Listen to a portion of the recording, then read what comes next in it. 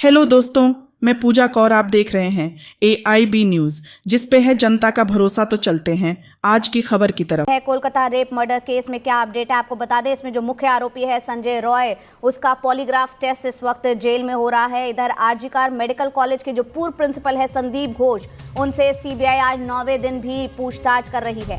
अब तक संदीप घोष से करीब 100 घंटे से ज्यादा पूछताछ हो चुकी है। सीबीआई की टीम संदीप घोष सहित पीड़िता के जो 4 साथी डॉक्टर्स हैं उनका भी पॉलीग्राफ टेस्ट करेगी। इसकी तैयारी भी हो गई है। सीबीआई की CFSL टीम के एक्सपर्ट्स ये टेस्ट करेंगे।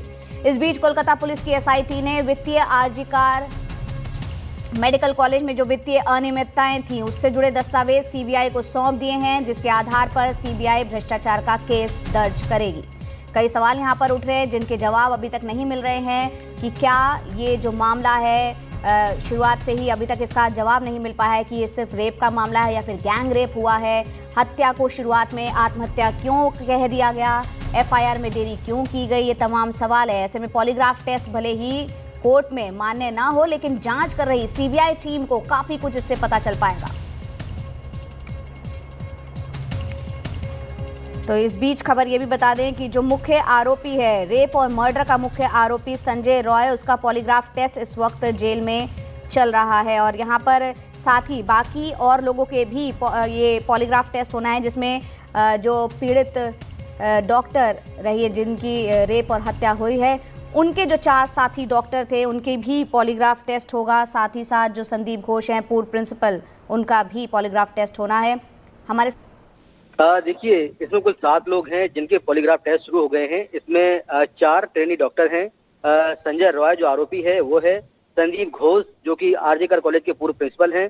इसके अलावा एक वॉलंटियर है, इसका भी जो पॉलीग्राफ टेस्ट जो है वो शुरू हो गया है। तो कुल 7 लोगों के पॉलीग्राफ टेस्ट चल रहे हैं। आरोपी संजय रॉय का जो पॉलीग्राफ टेस्ट है वो प्रेसिडेंसी जेल के अंदर हो रहा है और वहां पर CFSL के एक्सपर्ट गए हैं जो कि उसका पॉलीग्राफी टेस्ट कर रहे हैं। बाकी लोगों के जो टेस्ट हैं वो सीबीआई की लैब में हो रहे हैं।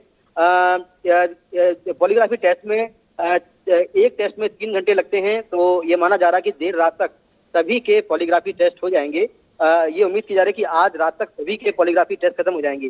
दरअसल सीबीआई को ऐसा लगता है कि ये जो 7 लोग हैं ये इस मामले में अहम किरदार हैं और ऐसी कुछ जानकारियां हैं जो कि ये छिपा रहे हैं, इसीलिए इन सबका पॉलीग्राफ टेस्ट किया जा रहा है। और खासतौर से संदीप घोष, जिस पर आरोप है कि उसने घटना की जानकारी देर से दी घर वालों को, पहले इसको आत्महत्या बताया, पुलिस को बहुत देर से जानकारी दी, क्राइम सीन को डिस्ट्रॉय किया, तो उसको लेकर एक जांच का बड़ा जा रहा है और उसका भी पॉलीग्राफ टेस्ट हो रहा है।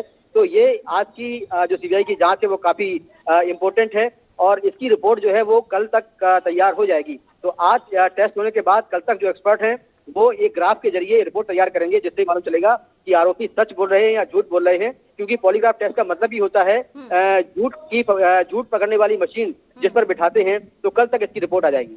जी मुकेश, क्योंकि कई सवाल हैं। सबसे बड़ा सवाल ये है कि क्या सिर्फ ये रेप था या गैंग रेप था, और भी कई सवाल हैं। तो शायद इस पॉलीग्राफ टेस्ट के जरिए काफी कुछ सवालों के जवाब भी साफ हो पाएंगे। देखिए, बिल्कुल ये हो सकता है कि इस केस की जांच को नई दिशा मिल जाए। जो शक, जो सवाल सीबीआई के मन में घूम रहे हैं, शायद उन सवालों के जवाब मिल जाएं और ये भी साफ हो जाए कि क्या आरोपी पूछताछ के दौरान झूठ बोल रहे हैं।